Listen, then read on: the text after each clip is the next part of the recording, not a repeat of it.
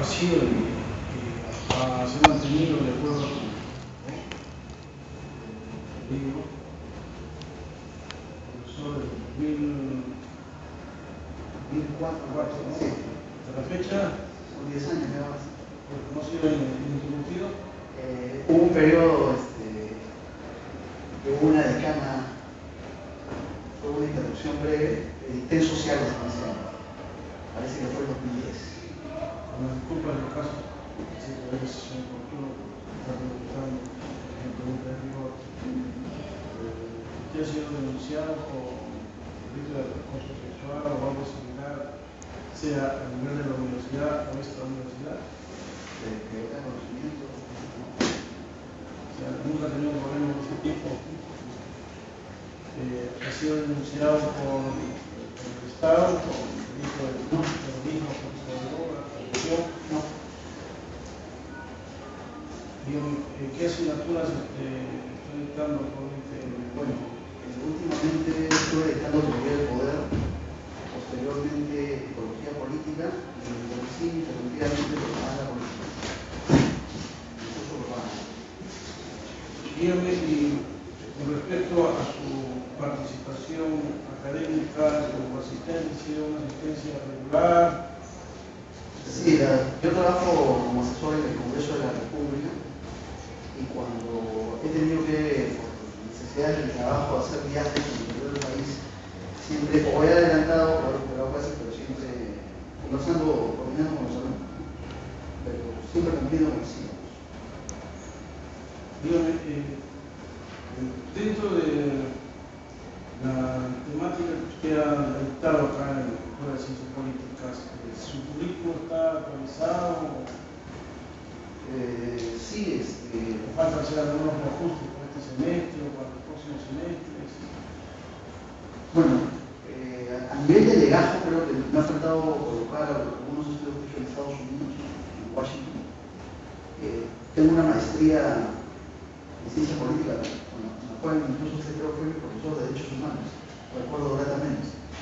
Y tengo estudios de comunicación, ¿no? Justamente estoy asistiendo a fin de mes de marzo a un Congreso Mundial de Comunicación Política en Cartagena de Indias.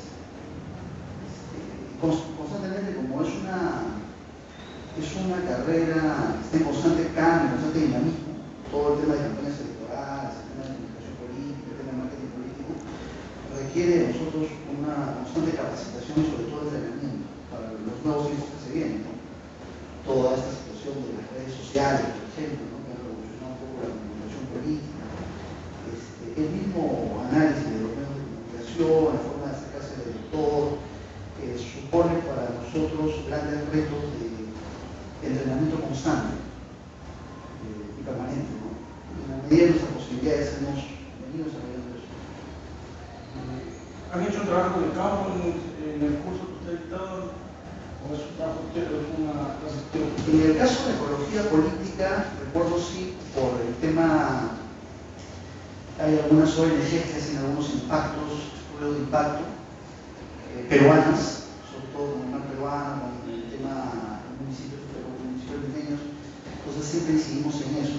Y en el caso de las campañas electorales, desarrollar una matriz para que cada alumno coja un candidato de un determinado partido y le haga un seguimiento de campaña en tiempo real. Ahora, eso también tiene que ver mucho con el año. El año 2011 fue un año muy rico porque fue un año electoral. El 2012 ya fue un ex post, o sea, fue un análisis posterior a los acontecimientos, ¿no?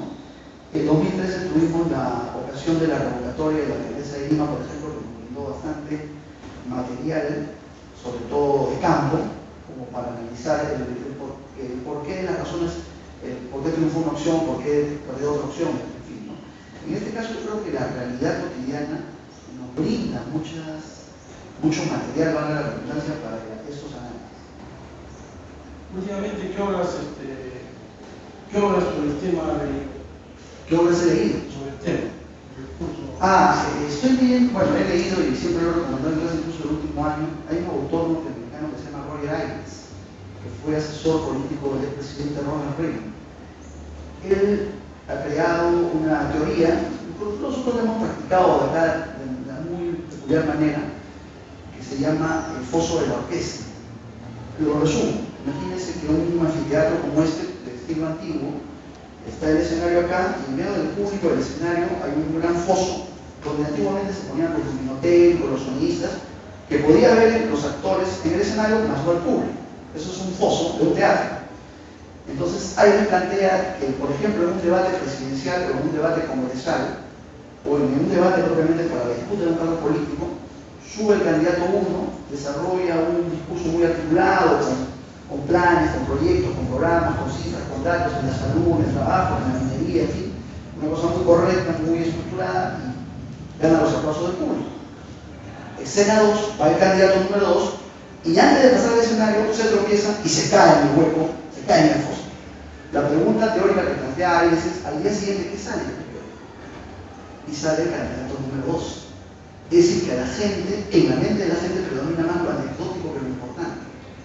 Y muchas campañas se ganan más por lo emocional que por lo racional.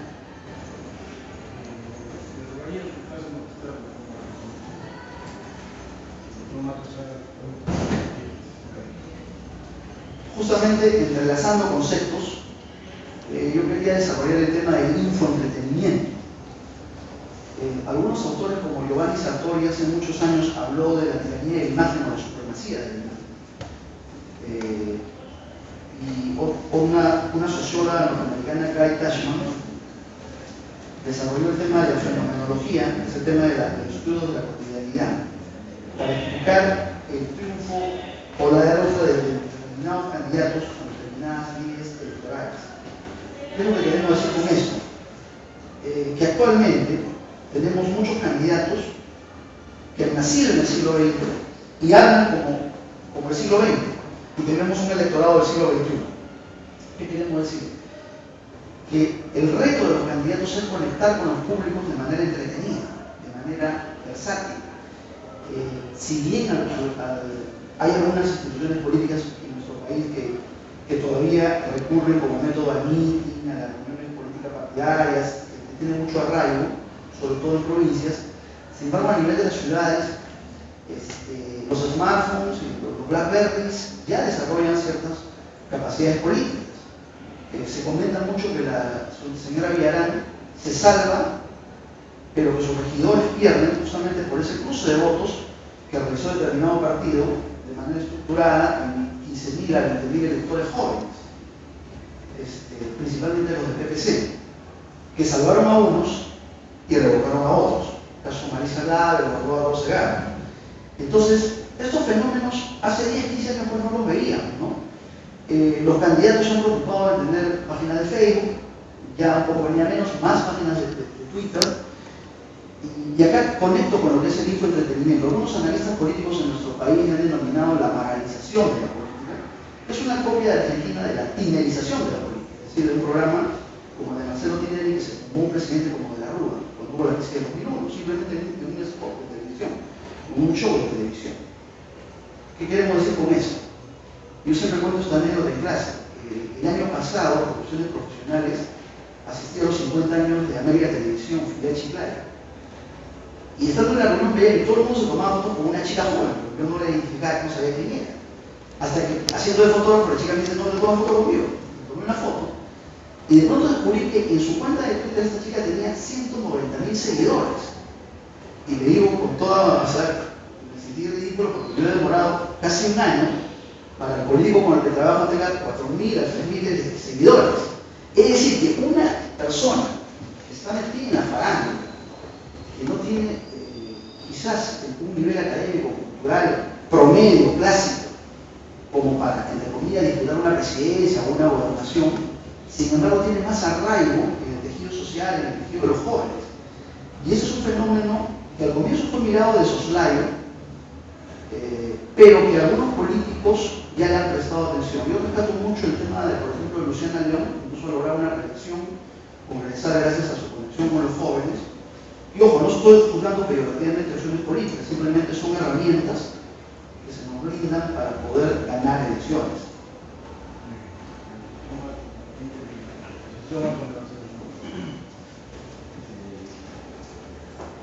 Licenciado Torres, es importante ver la aplicación del marketing, ahora que se habla de tendencias como el neuromarketing o de la programación neuropsicológica.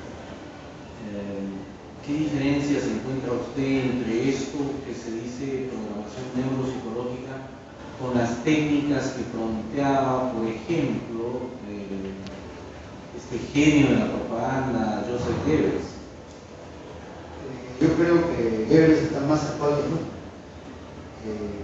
Ahora, definitivamente en lo que es el neuromarketing se ha creado un subguión que en la jerga que se emplea le llaman el storytelling, que es el contar historias o cuentacuentos. El más claro ejemplo de eso es Hugo Chávez. Uno podía discrepar de Chávez en vida, podía discrepar ideológicamente, su filosofía, etc., pero que era un genio comunicando, lo era. Y la diferencia la vemos con Maduro. Chávez conectaba con la gente porque contaba historias. Yo recuerdo ver su programa, no presidente, duraba horas, entonces la primera pregunta lógica es ¿cómo podías mantener enganchado a una audiencia 7, 8 horas? Que llama de movimiento. Y Chávez, una señora abría los teléfonos y llamaba a una señora y dice, yo llamo de la provincia de La Sabana, que por aquí, que por allá, a mi esposo está con una enfermedad, está mal del pulmón, y no tengo que darle de comer a mis hijos, que esto, pero otro. Y Chávez en primer decía, ministro de Salud, venga para acá, por favor, atiendan ese caso. Y lo hacía en vivo. Y al día siguiente iba la gente de salud del Ministerio de Atendía de Personas. Es decir, Chávez demostraba eso en cámaras. Y a veces se minimizaba con el pueblo. Decía, cuando yo era un soldado raso, yo cuidaba los resúmenes electorales entre los ADECOS y el COPEI y veía cómo se robaban los votos del Gallo Rojo, que era el partido izquierdista de ese. El candidato era el señor Aní Primera, padre de Serrano y Florentino. Y cuenta la anécdota, le contaba a Chávez, de que había 3 opciones, ADECO, COPEI y el Gallo Rojo, que era la izquierda. Entonces, el Gallo Rojo no tenía personero. Y cuando sacaban ADECO, sacaban COPEI, ADECO, COPEI. Y cuando había un voto para el Gallo Rojo, decía, ki, este para aquí, ki, este para mí. Y decía, y así se robaban los votos, chicos, que es esto y lo otro. Y ese tipo de lenguaje, ese tipo de conexión emocional que estableció Chávez, le permitió mantener el gobierno como estuvo. Y creo que esas dotes de comunicación política no las tiene, por ejemplo, Nicolás Maduro, o sea, saltan a distancia, ¿no? Sí.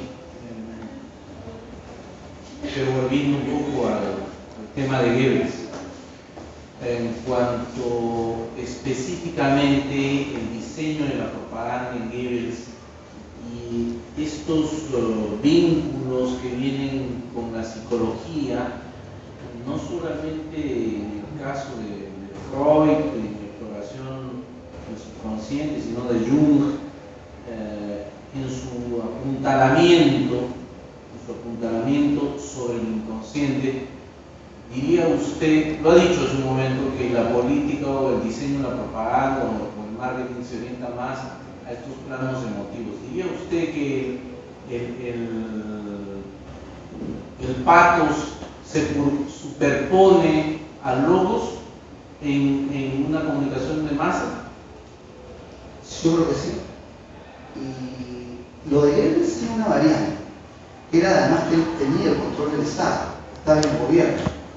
Entonces, es como decir acá que Montesino fue un genio, pero era un genio porque también tenía la estructura del Estado a su disposición, ¿no? Y el reto muchas veces es crear comunicación política y crear tendencias cuando se hace en el llano, cuando no tienes el respaldo del poder, ¿no? En este caso, hitleriano. Pero definitivamente, la biografía que escribe Edgar Rice es un libro tremendamente útil hasta nuestros días. Yo diría que incluso de tanta utilidad como el arte de la guerra, como Príncipe, sobre todo porque él creaba historias, jugaba con las emociones. Incluso hay una anécdota muy famosa de un joven que fallece en un lío con una prostituta y que él lo transforma en un héroe de la juventud nazista. Así es. Y crea incluso un día de la juventud nazista y lo institucionaliza y crea marchas, toda una parafernalia, ¿no?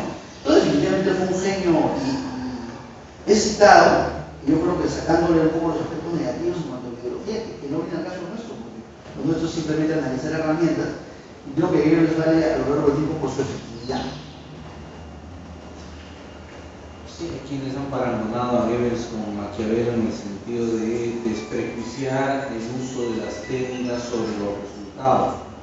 Pero en esa misma línea, usted ha tocado un viejo libro de estrategia militar que hoy se aplica a las relaciones internacionales, que se aplica a la mercadotecnia y que también se aplica al marketing.